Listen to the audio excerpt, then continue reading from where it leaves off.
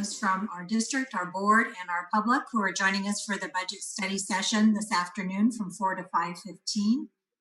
We have a presentation that Rhonda Crawford, our Chief Business Official, will be sharing, a time for the board to ask questions, and then a time to engage the public as well with questions. So with that, without further ado, let's go ahead and put the presentation on the screen, and then Ms. Crawford can get started.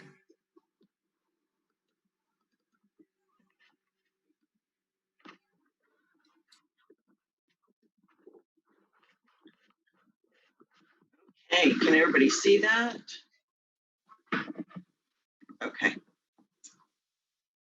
So we are going to be continuing our budget study sessions. It seems like a long time since February with our last budget study session. We have a little bit of over an hour left to go. It will go by fast, but as Dr. Kaligian said, we will entertain questions at the end of the presentation. So tonight we're going to be talking about our guiding principles, and these have been established over the last 6 study sessions. We're going to recap what our vision and our values are. We're going to look at previous budget study sessions and what we had identified and implemented in terms of reductions. We're going to talk a little bit about why we're here again, look at priorities moving forward and for first interim, and then looking at our timelines and our next steps. So you've seen this before. This is our district vision and values.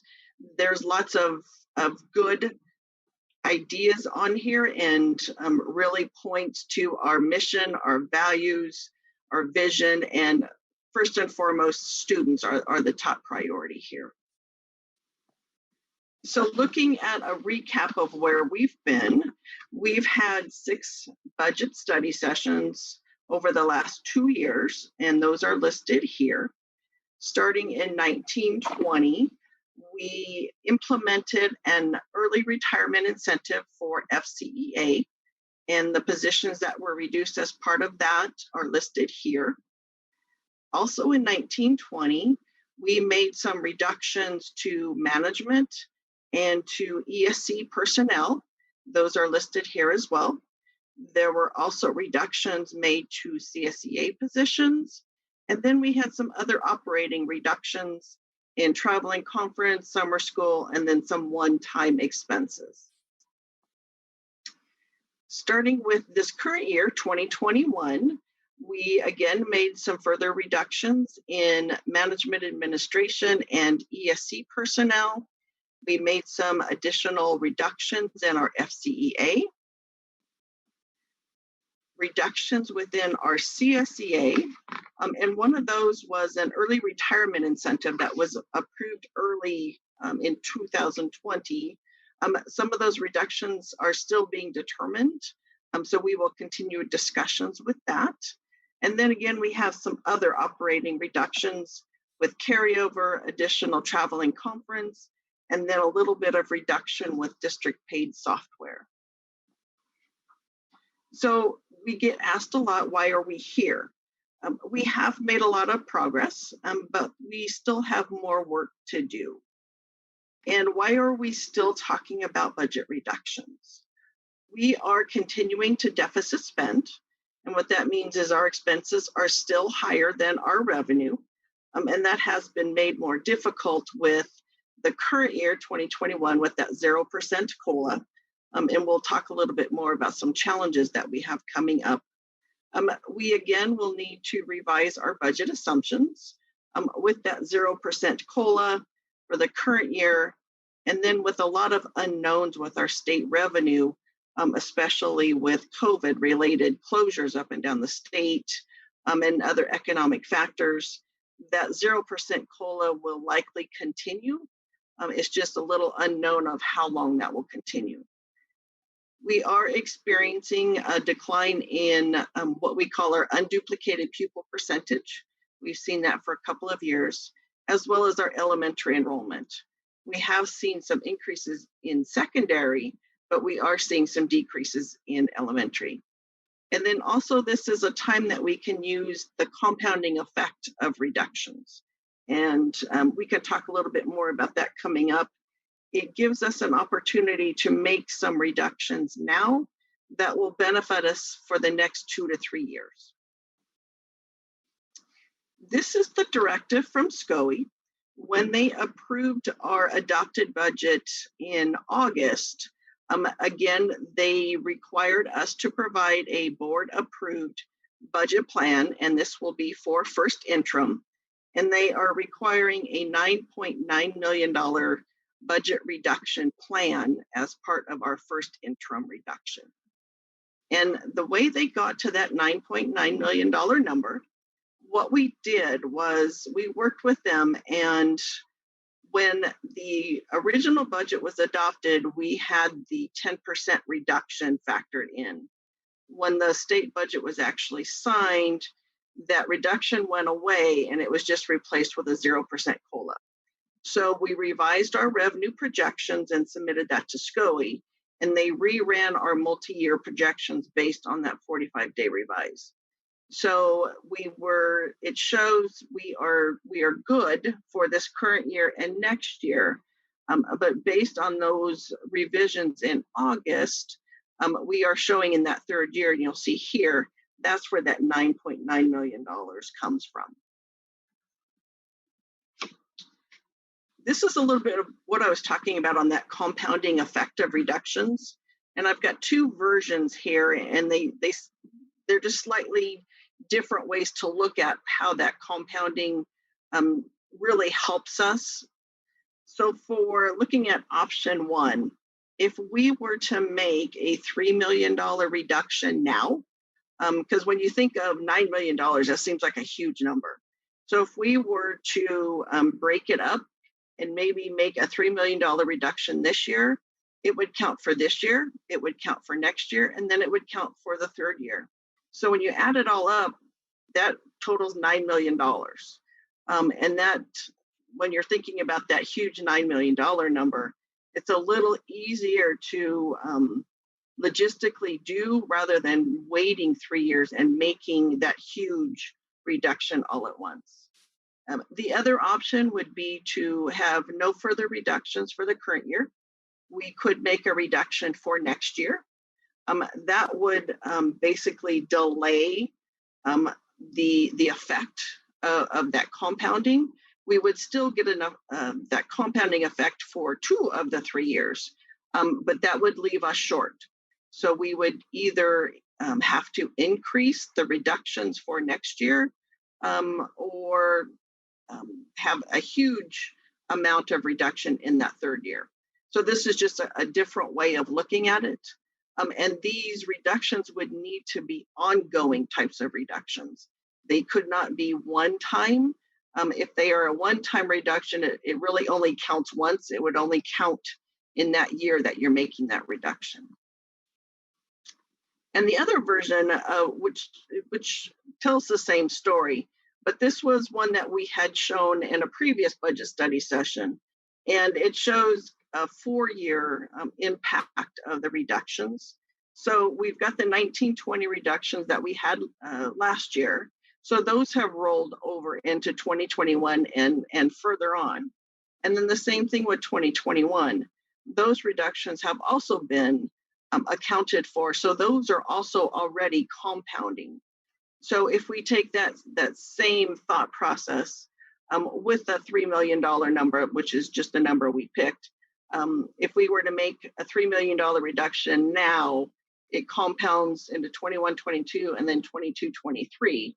And then that helps offset that $9.9 million that we really need to get to over the next 3 years. We will have our first interim report in December, and that will come really fast. With SCOE's requirement of a budget reduction plan, along with that, we'll also be making some adjustments to our revenues and expenditures, and we've listed some of those out. Some of these we talked about with our 45-day revise. We talked about some of these with our updated budget when we talked about our CARES dollars and how those were going to be spent. So all of those will actually be factored in for our first interim report. We will make some further adjustments based on staffing and benefits that are somewhat related to closures. Some of that will be related to no without sites being open, some of those costs related to operational decreases. And then we'll also have some adjustments for our contributions for our charter school, student care, transportation, and special ed. And then we will also be updating our multi-year projections. As we talked a little earlier about those enrollment changes, we'll be revising our ADA projections moving forward, that unduplicated pupil percentage, reflecting the 0% COLA moving forward, and then our annual operating increases like our step and column, our PERS and STIRS, insurance, those types of things. Some of the challenges that we'll be talking about as we go through our multi-year and as we are looking ahead in terms of some of the reductions that we'll be looking at. As I said, with the state revenue, there are still quite a few unknowns, and those are related to closures, COVID related. We still have that structural deficit with the ongoing increases that we have just operating, and then that lack of increase in revenue to cover those. We have the enrollment changes, we have the COLA, our increasing program cost contributions, which I'll talk a little bit more about. We've got the SCOE directive.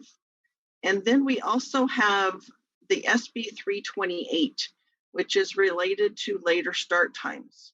And that takes effect July of 2021. So we will be soon, we will start looking at schedules for next year. And that's going to impact our elementaries, our middles, and our high schools. And there will also be an impact on transportation. So that will also be factored into what we have coming up, and there will be more information coming on that. In terms of our contributions, these are some of our program contributions where the general fund covers expenditures. So you'll notice there's a couple of big numbers on here. With the charter school, we have an estimate right now of about $2.4 million contribution for the charter school. And that is mainly due to the hold harmless situation with their ADA. They are not able to earn the revenue based on their ADA. Some of that will be covered by the reduction in the general fund of those teachers that moved over to the charter school. So you'll see a corresponding reduction in salaries on the general fund side, and then an increase of salaries on the charter school side. It's not going to be a wash for the most part. There will also be some expenses that we will have to cover, some services that we'll have to cover, some additional staffing costs that will need to be covered. The other larger number is our special ed number. That is an annual increase in special ed. It's going to be a touch higher than what we had thought. So we'll be making some revisions there. For the student care side, without the parent revenue coming in for the actual student care program, but we still need to cover the salary and benefits and expenditures for the program. So that is estimated at about a $2.8 million number. So that is a large number that we are looking at. So we are looking at our expenditures closely, and hopefully once we get back in person to our sites, we can look at opening it up in small operational cohorts and start recovering some revenue. And then the same situation with transportation. With no parent fees coming in right now because we're not transporting, we'll have the same situation. We're going to have less revenue, but we still have the salaries and benefits that we need to cover. And then the cost of 1%, this is a calculation that we do every year. So we are currently at almost $1.6 million for all of our employees, and this is based on the revised 45-day in August. School resource officers, the cost here for 2021, the $593,000, this is based on the approved MOU that we currently have in place. And these numbers were, I just took these out of the MOU just so you could see the breakdown between Folsom and Rancho. This is a really important piece of our discussion tonight, and we've had multiple discussions over the last few months about this. I've identified a couple of options here of things that we can do moving forward into the 21-22 fiscal year. I want to make sure we spend more time on this and have further discussion. I'd like to finish the rest of the slides and then I'll come back to it, and then we can spend further time, and I know the board will have questions on this. So as we're looking at priorities and planning for reductions, we are looking at establishing priorities. We're going to be reviewing our restricted resources and looking at possible redirection of expenditures. We are going to be looking at formula allocations for both staffing and for supply allocations. And then we're going to be using those priorities that we've identified to make some needed reductions. Our goal is to achieve a balanced budget, keep our reserve levels at an appropriate level, continue to make reductions, but still retain that organizational efficiency. And then we're going to look at directing one-time expenses to our one-time revenues, trying to keep one-time away from ongoing. Our next steps for our SROs. So when we go back to that slide, we'll talk a little bit more about that and get some possible direction from the board. Tonight on the agenda, and you should all have the actual budget book for the revised budget for 2021. So one of the things that we will have as part of our homework is to look at those budget formula allocations, which are on pages 26 and 27. We have scheduled meetings with our stakeholder groups coming up. So we will be discussing priorities based on previous feedback that we've received from all of our groups and that we've been compiling over the months. And then we will collect feedback on the priorities that we established from those different groups. And then at our next budget study session with the board, we will be recommending some reductions.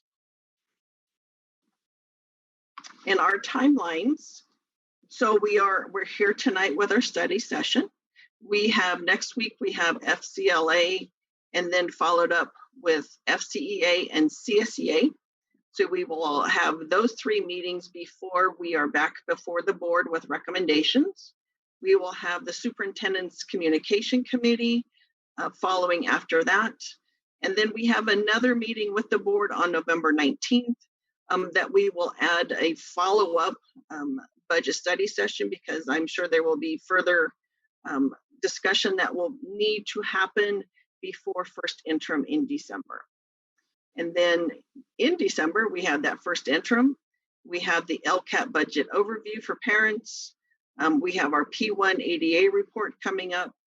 And then after the first of the year, we have our governor's budget proposal for 21-22. And then we'll have a second interim report to the board in March. So I'm going to go back to our SRO slide so we can have a little bit more conversation on this one. So as I said, that $593,000 is split between Rancho and Folsom. one of the things that has come out of our discussions has been, one of the requests from Folsom has been, they have the same number of officers that Rancho does, so they would like equal reimbursement. So if we were to do that, that would increase the cost from 593,000 to 810. So that would have 3 officers on both sides with equal reimbursement. So as we look forward into the 21-22 year, we have a couple of options that we have in front of us, or we could even entertain different options. We can get creative. So we could look at reducing the number of SROs on each side from 3 to 2.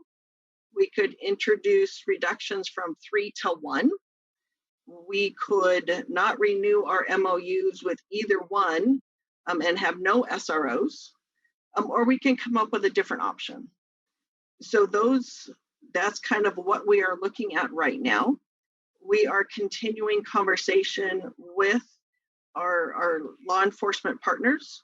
We do have some draft language from legal counsel that we are presenting to them, and we are going to be presenting further questions from the board that will revise some of the language within that MOU.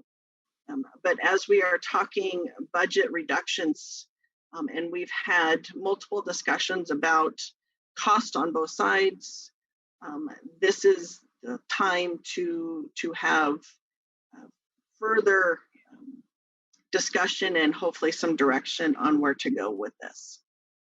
So I will leave it for any questions from the board. I have questions. Okay, go ahead, David. Yeah, while I agree with Folsom that they should be treated equitably with Rancho Cordova, but I think I would prefer to get there by reducing the Rancho Cordova to the Folsom amount, not increasing the Folsom amount to the Rancho Cordova amount.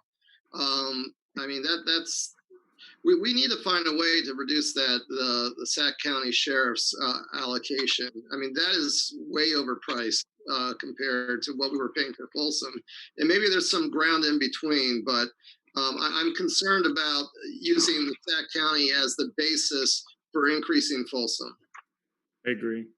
Hey, David, you took the words right out of my mouth. Should have been like the other way. County should have been saying, hey, why don't we equalize what Folsom is? Because years and years ago, we used to get the 50% subsidy where the cities would pitch in, hey, we got 2, we'll take 1, you take the other. We had shared costs.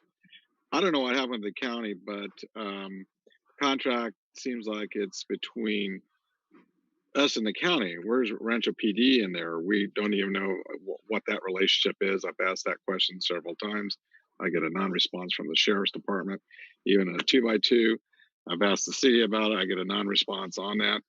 And it's just the price has gone way, way, way up where it was, when I first started. It's really absorbently costly now. And so I think that we do need to look at this closely. We need a little bit more transparency on side of the county sheriff on how the billable part of it works, and look at more flexibility to reduce costs, because this is you're getting up to $1 million, and this is about the farthest you can get away from the classrooms you can get. So that's just starters, and I got a lot of questions, but I want to just I kind of agree with that. Well, let me piggyback on that. Has the city of Rancho Cordova even talked about contributing financially to this, or it's a burden all on us? Actually, Chris, I had a conversation with our city manager of Rancho Cordova, and I went back to some of the original questions that Board Member Short asked. Does this contract need to be between our district and the county, or can we contract directly with the city and have a little bit more flexibility of how we want it to read, and maybe even have it very similar to an MOU with the city of Folsom? Because our MOU with Folsom seems to be much simpler, the one we currently have, and I know they're both outdated. Right. But that is something our city manager is checking with Sac County sheriffs, because I think that would give us more flexibility. The other piece is, if that's the case, and we kind of bypass the middleman and just work directly with the city, then the city already has a contract with the county sheriff's department.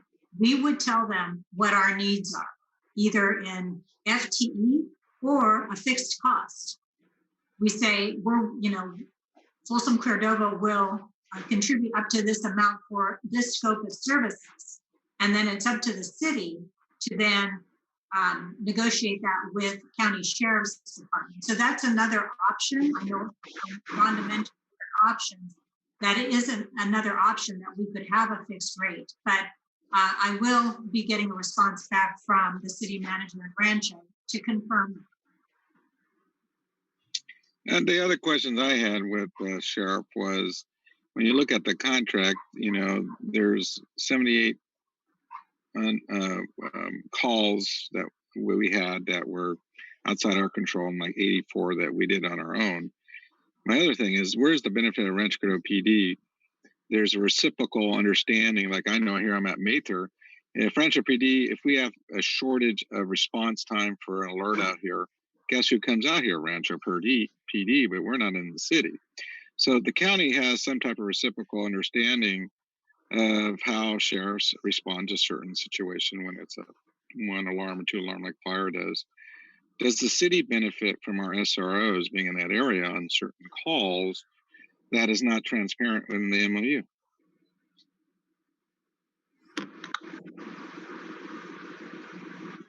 Did you hear me? Anybody I hear me? heard you. So they get a benefit out of it or not? Because right now the contract is directly with the sheriff, and I just don't understand how Rancho PD is so involved and the city council so involved on our direct contract with the county. I know the SROs report to the sheriff over there at PD, but where is it in their benefit they get something out of the SROs being within the city limits? It seems like there's some benefit to the city. And I did send that question to the city manager too. And I know Scott Meyer has also been having that discussion directly with Sergeant Meredith. And Scott, can you respond to that question from what you know so far? Sure. Responding outside of, to other calls other than our own. Sure. Yeah, they basically are only for emergencies, for outside calls. So that if Mather had an issue, an incident, it would have to be a very, very serious incident for them to utilize the SROs. That's how it was explained to me today.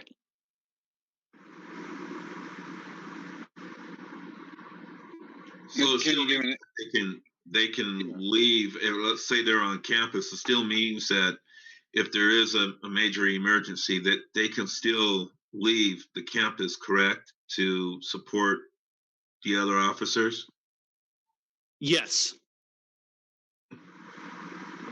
Okay. And how often has that happened? Do you know what kind of calls?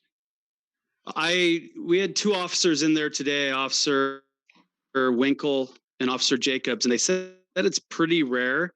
Often it would be, like I said, to us, everything they do would be kind of an emergency in my mind, but they said these would be cases involving weapons or, not just traffic stops, or I don't want to make light of any other offenses, but they said ones that would, with violence, with, or that could put any kind of students or the public in danger. So they're pretty rare, but I don't have the exact data. I could definitely look into that and get a ballpark figure for everyone.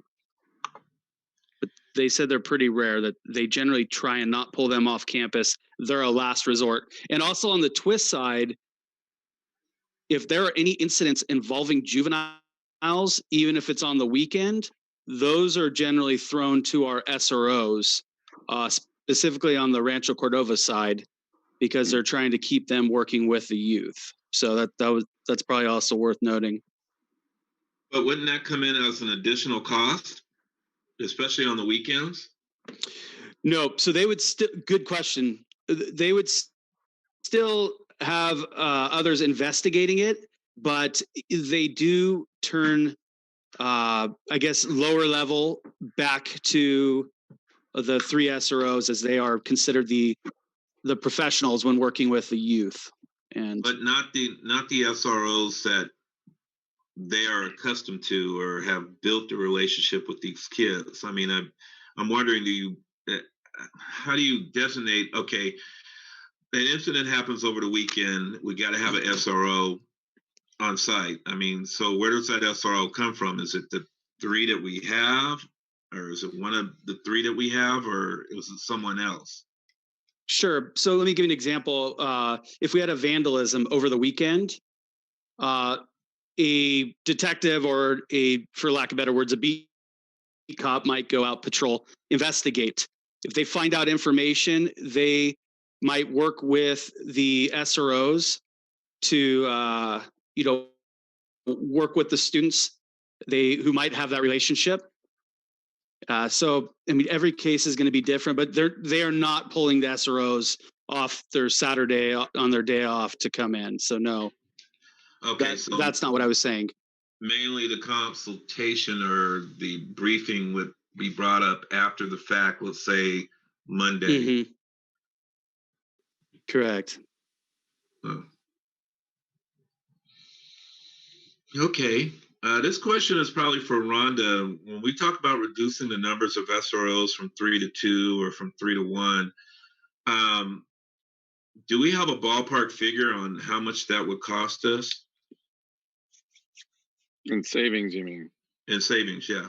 Yeah, No, compounding. that savings. would, as we continue with our discussions with both law enforcement agencies, we would have to work out what that cost would be, because both agencies, their calculations are different. So we'll have to sit down with them and really dig into what that reimbursement looks like. What couldn't be too much of a difference. The city of Folsom is wanting the same amount now for equal number of officers, right? Correct. So, to put the numbers in perspective, we're paying $62,712 per Folsom police officer. We're paying $135,120 per Rancho Cordova police officer. That's a major discrepancy. It's double. Yeah. And I suspect we're overpaying Rancho Cordova and underpaying Folsom is what I suspect is going on here. I wonder on the contract if there's a better way to write the terms of the contract. Meaning, what if we were to tell both police departments, we will pay you $80,000 per officer per year, and we control how many officers we want.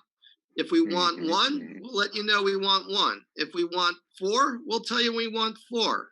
But and I think perhaps we would want to. I'm open to reducing it from 3 to 2. My understanding is we used to be at 2 prior to Newtown, and it was because of Newtown. I could be wrong, and someone please correct me. That we went from 2 to 3. So, hypothetically, I could get comfortable with an $80,000 or fill in the blank amount, flat fee, and tell the police departments, listen, this is what we can offer. We have budgetary problems. This is the number. If it doesn't work for you, well, then I guess we're not going to renew a contract. Because if you took it even like 80,000 per officer and multiply it times the 6 officers we currently have, 480,000, that's still a $110,000 reduction.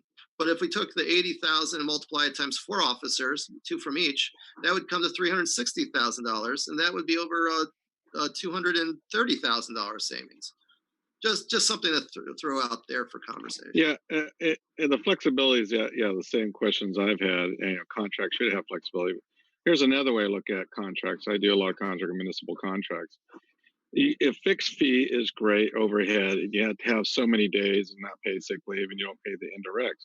Another way you do is you have a rate schedule that's hourly based on service provided. So, for instance, you can have one SRO, say 3 to 1 for 3 sites, and they're part-time based on the hours that you pay them for that time. So the flexibility can even go down to an hourly rate that includes whatever they, indirects in the vehicle. It's just one flat rate at an hourly rate that includes when they're on demand, that they're getting paid for the vehicle, the mileage is all wrapped into one hourly rate.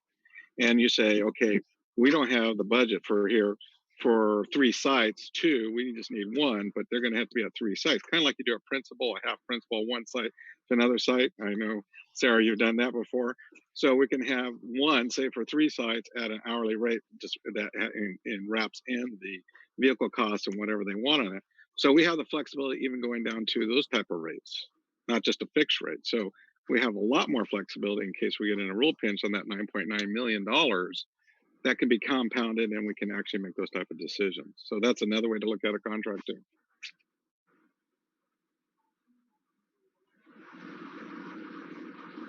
Any other questions from the board? Real quick, so we don't know if we're paying a premium to Rancho because we're getting maybe higher paid officers than we are in Folsom. Is there a way we could stipulate that I'm assuming that what we're being charged is based on the benefits, the pay and benefits for these officers. That's what I'm talking about. It's called a pay rate scale, and they will break it down per officer by their classification. Yeah, so if we ask for perhaps a 2-year officer is a rate lower than if we're getting someone who's been there for 12 years at Rancho. Right. Exactly. Right. So we do have some latitude there.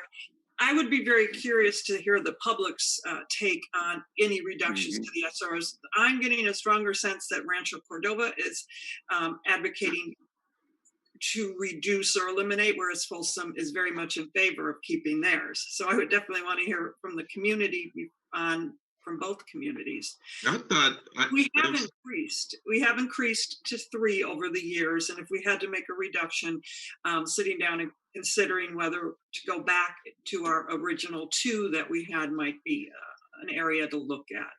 But again, we had originally when I got here was 1. Yeah.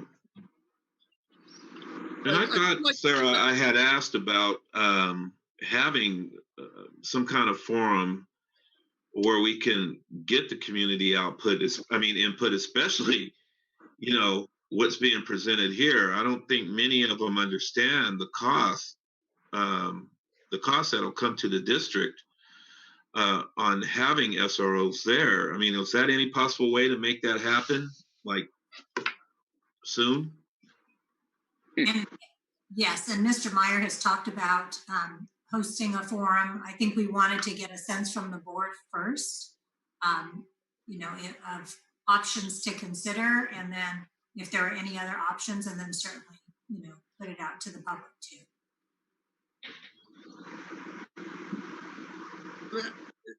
Don't we think obviously I'm not opposed to a forum, but I think we already know what we're going to be hearing from this forum. And so why are we wasting everybody's time to come to, at a certain point, we just need to make a decision. We can't just be having forum after forum after forum and use that for political cover. I think we need to make the hard decisions. This is part of budgeting, and we need to make these decisions and own them. And I don't know, I just personally would rather, again, identify an amount that we're comfortable with and tell them, this is what we can afford. And we like a sliding scale, meaning that, we can agree to no fewer than 1, so they know that we're committed to 1. And then indicate, for each additional 1, we'll pay the same amount. And maybe you have some criteria that certain days notice before we reduce or increase for that matter. And just make it very transactional and say, listen, this is what we can do. Take it or leave it. So Rhonda, do we even know if Folsom is contributing towards the cost of these officers to create some of that difference? And if Rancho Cordova isn't contributing, if we're paying the full cost? City of Folsom is currently paying for 2 of the 3. Rancho is paying for 1 and I'm not sure the fraction of it, if it's a full officer or one plus a little bit more. But Yeah, that'll be It's really part of our good. discussion. Yeah. Yeah. Yeah, and it doesn't show that in the MOU. We don't know the breakdown of that. We don't see the No. matching funds. We don't see the hourly breakdowns with the indirects for Right. different classifications. The contracts I have all that in there, and it's totally transparent to the public exactly how much you're paying for each person. It's just so generic. It just needs a little bit more work. That's all. Yeah, I would definitely like to see more details on the cost breakdown. I think that'd be really helpful. I would say, to David's point, I do agree we should offer what we can offer and really try to bring the Rancho number down, not the other way around. And I will say that it seems to me like the police departments aren't really in this for the money necessarily, in terms of, I'm not sure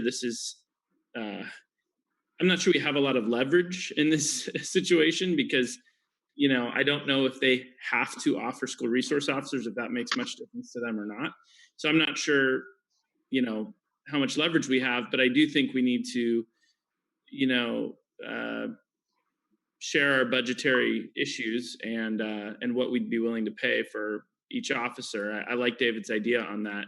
I'm not super comfortable with reducing the number of SROs, but if that was ever on the table, I think we should at least have one per high school. I mean, it seems kind of, I know that would actually, I don't know how we would want to make that work in terms of between the two cities, but it seems like that should be at least be the minimum. So I don't know if that could be a way to set the bottom bar or the minimum requirement, as opposed to, one per city. It just, that one per city doesn't seem like enough. Or I would even be more comfortable with a 2 per city minimum if we're going to go that route. But yeah, I don't know if people would be comfortable with 1 per high school, or if there's another way we can, make that minimum work. Well, I think we need to keep it in our driver's seat, the flexibility, because we're looking at $9.9 million. Starting to lock ourselves into a contract is not in the best interest of the district. So we just need to be flexible as much as possible based on what we can afford. But we got to cut $9.9 million, you guys. And if we don't start now, we're not going to meet that goal. And then we're going to start encroaching and not closer to the classroom. And that's a much rougher situation. Yeah, and I'm actually I can actually go with Mr. Reed's idea of just throwing it out there and putting it out on the table and basically putting the ball in their court. Either they want to play or they don't. So yeah, and it's got to be a very flexible contract. Right, exactly. We're in the driver's seat basically, because we have to have that flexibility for our budget, because we don't want to lock ourselves in. Yeah. And I think we should also get with Rancho Cordova City Council, since safety falls under Measure 8 is umbrella, and see if there's any openness to a discussion of ongoing support through that measure. Yes, that's kind of what Josh was saying. It should be the other way around, contributing so that we get help from both sides, so we can matching funds. I think as we're looking at the wording in the revised MOU, as we talked about some of that draft language, probably a month back when we were looking at the draft MOU language that Scott and Rhonda were putting into it, we might want to be, again, in the driver's seat by defining what the scope is. What is it that we need, other than, the law enforcement part that SROs do? The roles, the responsibilities, the relationships, what is it we can define that we really want as a priority for those SROs to do? Because I think that's an important piece also of this is what we need. We tell you what we need. And I think it's that, negotiation of this is what we need. This is what we can pay up to, not to exceed this amount. And what can we do for that? Rhonda, the debt snowball, if you will, that you were talking about, so hypothetically, let's say we were able to save $200,000 on this contract. over 3 years, you would count that as 600,000. Is that correct? What is that? You earlier in the slide presentation, you were indicating that the 3 million year one, 3, 2, 3, 3, and that equals 6 million or 9 million. I think if that's compounded, right, Rhonda? Right. So, Yeah. so 200,000 hypothetical 200,000 savings on this contract compounding would equal 600,000 then. Actually, it would only be 4 because we're already set for this current year. Okay. So Yeah. it would be next year in the 3rd year. So it would only be two of the 3 years. Okay. But So if you did 400,000, then it would be 800,000 for 2 years. If it's Yes. 600, All even right. down to, yeah. Right. So you got to look at that kind of ratios if we got to meet a goal. just to be clear, though, Rhonda, we're not spending 800,000 this year, correct? Correct. No, I hope not. Yeah. I mean, No, what number I mean, assuming, the current school start dates and stuff, I mean, do we know what number that's going to be closer to, or? Should be a reduced amount. it will be a reduced amount because they are not charging us while our schools are physically closed. So there will be a reduction in that amount. The current amount for this year is that $593,000. That 810 would be if we change nothing, and for next year we bringing Folsom up to the same rate as Rancho. That would then equal 810. Okay, thank you. Can we get those numbers for our next session so that we know exactly what the reductions are? The agreed upon reductions. Are you saying Try. for this Huh? year? Yeah, for this year, we talk about reductions, but we don't know exactly. It'll be the less than timeframe. 593, I'm guessing. Yes. Yeah, no, but I don't want to be guessing. I want to know the exact amount Sure. Yeah, no, I agree. Yeah, that'd be helpful. for budgeting. Yeah.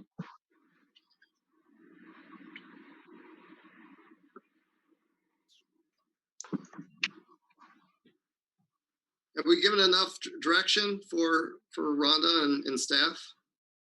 Can I ask a non-SRO question, or I don't know what?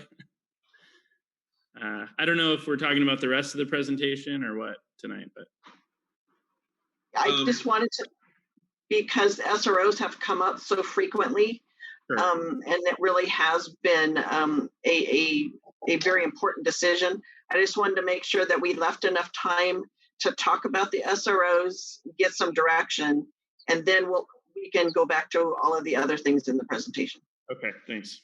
I did want to mention one other, on this topic and anything else, everything else that's in the presentation. When we do our stakeholder meetings with our bargaining units, with Superintendent's Communication Committee and DLAC, that's also an opportunity to hear from our representatives from the community that will gather that feedback and bring it back. So whether we think the forum is a good idea or we gather that through the standing committee meetings that we have scheduled, that's another way to bring that feedback in. Well, okay, so the forum really is not a necessity, and DLAC and the other groups are fine. I might want to recommend that maybe we reach out to the neighborhood watch committees too, because they don't really have a full understanding of why this is in play. I had to explain to a resident in Rancho Cordova why we're having these discussions and the budgetary impact and everything, and he got it, but I mean, maybe we need to explain to everybody else, because I can tell you what, PD is telling them a different story. So we need to get that information out there as to the cost and what we are paying as a district as opposed to everybody else. That's just my thought. I also would be open to, not anytime soon, but I'd be open to a survey and late, like next year, before we have the conversation again about the contract for next time, and not a survey like, do you like SROs or not like SROs? I think it needs to include these budgetary challenges in that piece so that it's more nuanced, where it's like, maybe you do like SROs, but would you be willing to make some reductions to help, in that area or something like that. I mean, obviously I haven't thought this out too far, but it might be something we want to consider maybe next year sometime to gather more feedback from the community.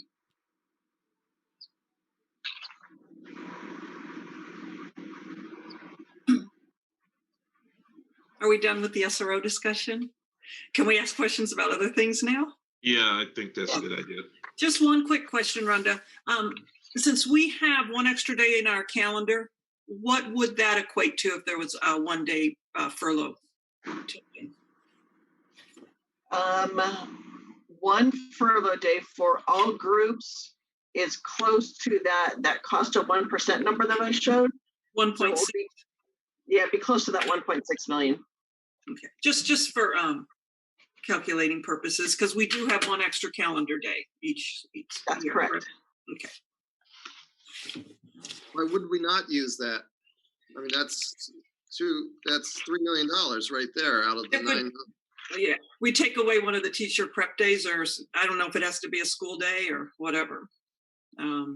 Yeah, it's something that we wouldn't. Well, it would be a reduction in pay, 1 day pay for the teachers. We'd have Correct. to get agreement, only because that was part of the solution last time, and we do have that 1 day available. But I just want to make sure that we That's correct. aware of that. That would be a one-time savings though, unless we were to do that over multiple years. If we did it for So- two years, we would be, yeah. Just to confirm, so you're saying we are 1 over on the number of instructional days we need to provide the students. Is that right? The state requires us to provide 180 days of instruction. We currently have 181 in our calendar. So that's that 1 day difference. Mhm.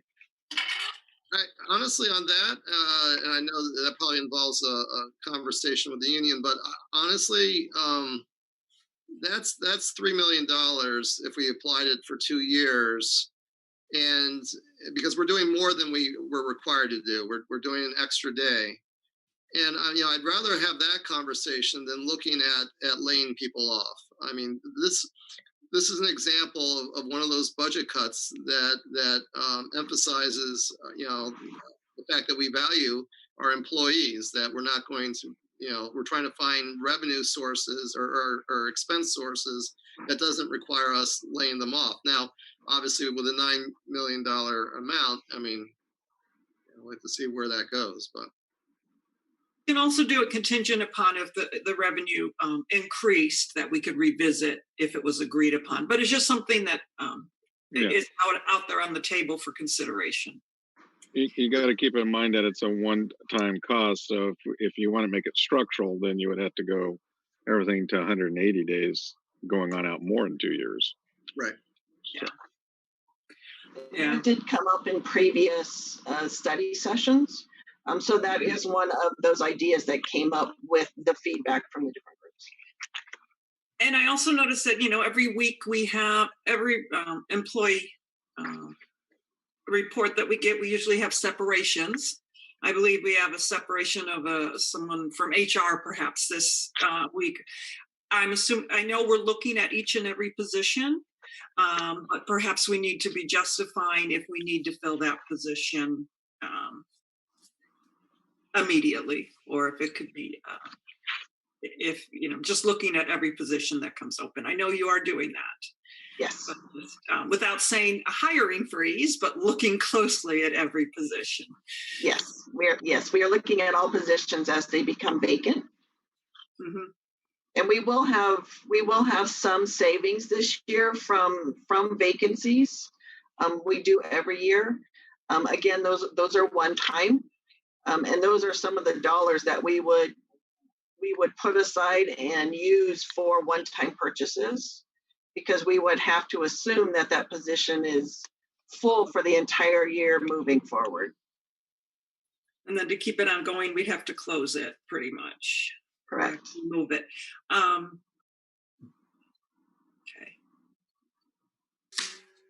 Rhonda, sorry, Joanne, are you done? Yeah, sure, I'll come up with something later. Go ahead. Just real quick, I think my only question would be, we found out recently that, well, we still don't know, but the state's budget deadline, October 15th, for getting a federal stimulus deal, worked out, did not happen. Is that in any way going to impact our budget? I know those were mainly, that was supposed to be dollars that would come in and would kind of negate some cuts that had already been made at the state level. But I just wanted to see if there were any impacts that we're going to see because of that. No, most of the items that were tied to that stimulus, if it were to pass, were mainly on the state level. And for the deferrals, it would have, instead of the 9 or 10 that we have now, it would have reduced the number of deferrals. So nothing has changed for the most part. We've all basically accounted for what those deferrals are going to look like. Okay, that's helpful. Thanks. Rhonda, what other items are you looking at for, large amount of savings that we could use? I mean, I know we talked about a lot of things. We had that laundry list or grocery list of potential items. Which items are you thinking we need to consider in order to achieve that 9 million? Well, as we've talked about before, we're trying to stay, as far from the classroom as we can. We are looking at vacant positions. We're really evaluating if we need those. We are starting now to go back to, as I indicated in the budget book, the 2 pages of formula allocations. We're looking at some of those allocations by site, looking at, are those really the correct allocations, and is there any opportunity for savings there?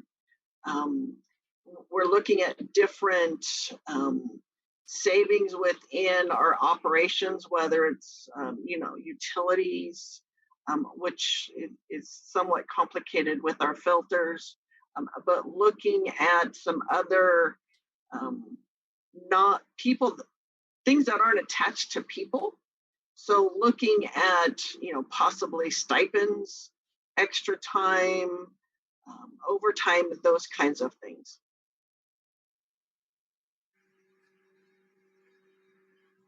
Do we anticipate any savings this year from sports, or are our costs going to be the same if everything happens in the spring as planned?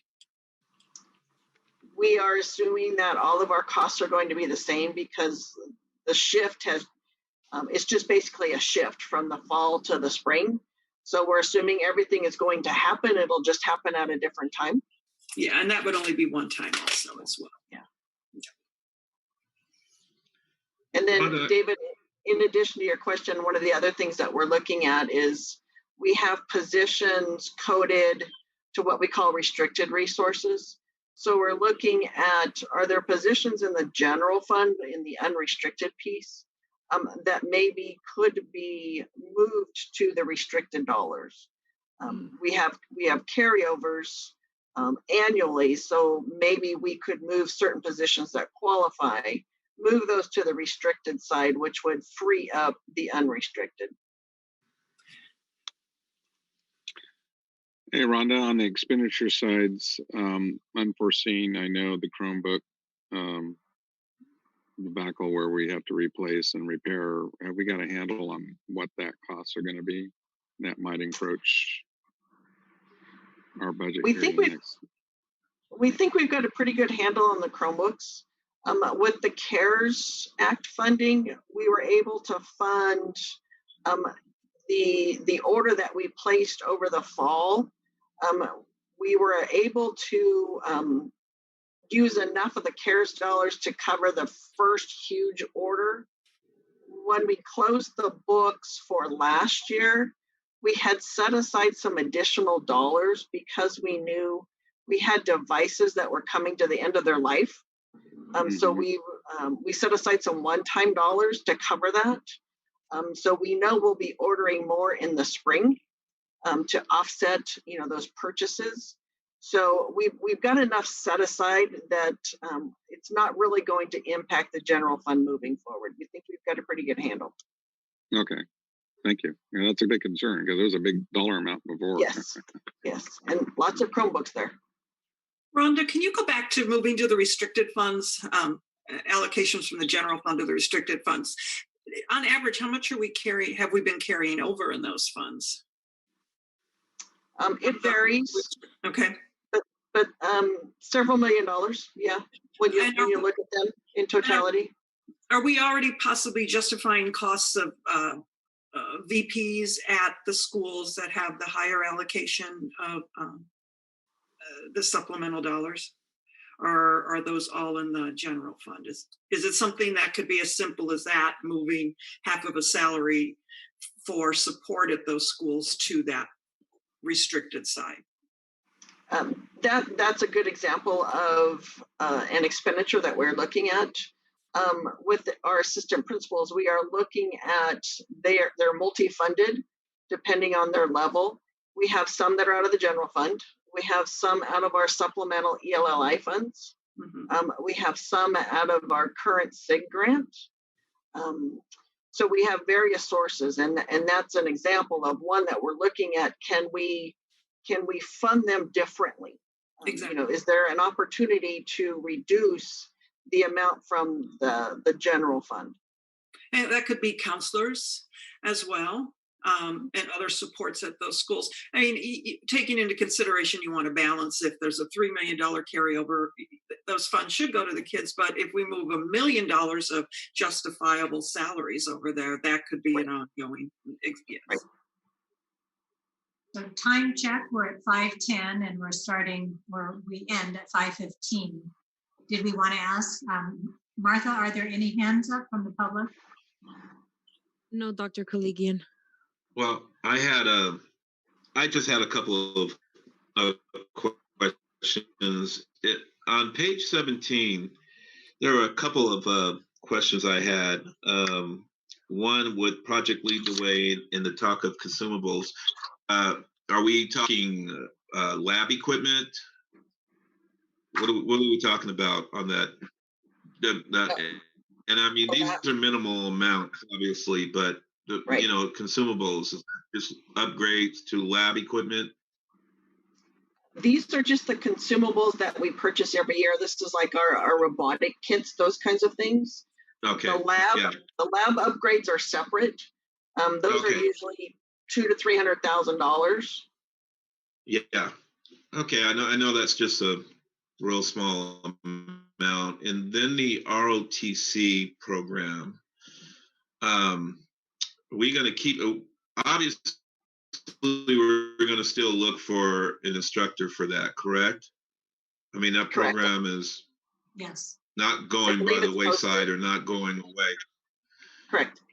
I honestly, we have to do it. I don't want that program to disappear because we can't find an instructor. I mean, that would kill me, being a former military guy. And I think that program is really important, especially out of Cordova.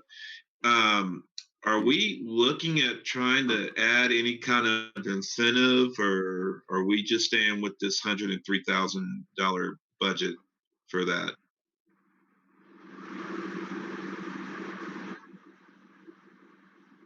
Anyone? Did we lose everybody? I don't That's know. probably something we probably have to bring back to the board as part of our budget discussion. You know, for hard to fill positions, we have done that on occasion, but we usually bring it to the board first as a recommendation. Well, I just hope we can do what we can to keep that program afloat. I don't want to see it going away, and I've made that point before, and you know, I just hope that there's something that we can do as far as recruiting a person to come in. So that's just my thought about that. I want to echo President Clark too. Definitely at Rancho Cordova, we need to continue that, and we need to probably talk about our next budget to be more competitive, I guess, if they will. Yeah. And so we're going to have a compounding cost that night who will be rising. And also I have a quick question. If you're done with that, the inflationary costs of our benefits and insurance. Where are we at on the whole inflationary costs? Because those are the unknowns that always gets us. With our benefits, because we have caps for each of our bargaining units, there's really no increase to the general fund other than for new employees. There would be additional employees that we would have the cap. So unfortunately, with the inflationary increases that we see every year, those impact the employee. Okay. All right. Okay. Oh, go ahead, David. No, I was just going to say, I'll throw one more thing out, and I know we're coming to the end, so I don't necessarily need an answer right now. And I want to clarify right now that I'm merely putting it out there because there's a significant cost associated with it. I'm not saying I support it. I'm not saying I don't support it. But, you know, we do operate two of our high schools at a significantly higher cost than we operate Folsom High on. You know, that's it's just a reality. And the question would become, you know, is that a potential cost savings by bringing them all in line with the same cost structure? And if I'm not mistaken, though, Vista has compacted their schedule down to the cost of the other high schools, at least for this year. Dr. Koligian, I don't want to interrupt, but we have one raised hand and we have exactly 1 minute left. Oh, Okay. well, let's take that comment.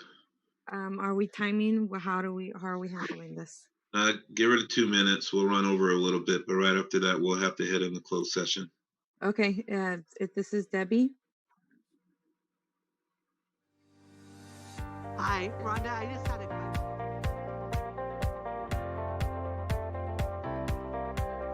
I'm just wondering, how are we paying the medical leave this year? Are we paying it out of general fund or are we paying it out of Fund 71 trust? Which piece? Are you talking the retiree benefits? Yeah, the retiree benefits. Yeah, for this year, what we did was we had a little over $1 million left in Fund 71. So we transferred the ending balance into the general fund, and that is covering the retiree benefits for this year. And Okay. You're estimating the cost of those retiree benefits was a little over $900,000. Okay, and what about, I know we put a lot of, what is that, 1/3 of the money into a STRS and PERS trust. Are we using any of that trust money to offset any of our STRS and PERS costs the next few years? Yes, what we have factored into the next 2 years is the transfer from the irrevocable trust to cover the cost of the increases for both PERS and STRS the next 2 years. Just the increases. Yes. And so STRS is at a decrease this year? Yes. So you're not taking anything for STRS then? Not at this point. There will be a significant increase for PERS. So we will be looking at that. We will look at the STRS situations since like you said, there isn't an increase. We can look at transferring an amount just to cover it, and that would help offset some of that deficit moving forward. Okay, and then moving forward for the next 2 years, are we still frozen on medical retiree benefit money coming out of general funds? Are we still in agreement that it will come from the trust from the last board meeting, or has that changed? No, that's still the same. Okay, that's it. Thank you. All right, thank you. And with that being said, we'll go ahead and Superintendent, did you have any final comments? Just the follow-up, I think that Rhonda shared at the end of the presentation, since we have further budget study session at the next meeting from 4 to 5:15. I think what would be helpful is you take the budget book and go to you can look at all of them, but page 26 and 27 have the formulas. We'd like to spend a little bit of time on that. If you have questions on any of the formula allocations or ratios, please send them my way and we'll be sure that we can get those answered for next meeting. And Rhonda, any other further comments? No, I think that covers it. We will, at our next meeting, we will bring back some recommendations based on our meetings with our 3 bargaining groups in the next week or so. We'll be bringing back recommendations based on priorities that come out of those meetings. Thank you. Okay, Okay. great. Well, we'll just hang on and jump on the other side and open up the meeting and then head in the closed session.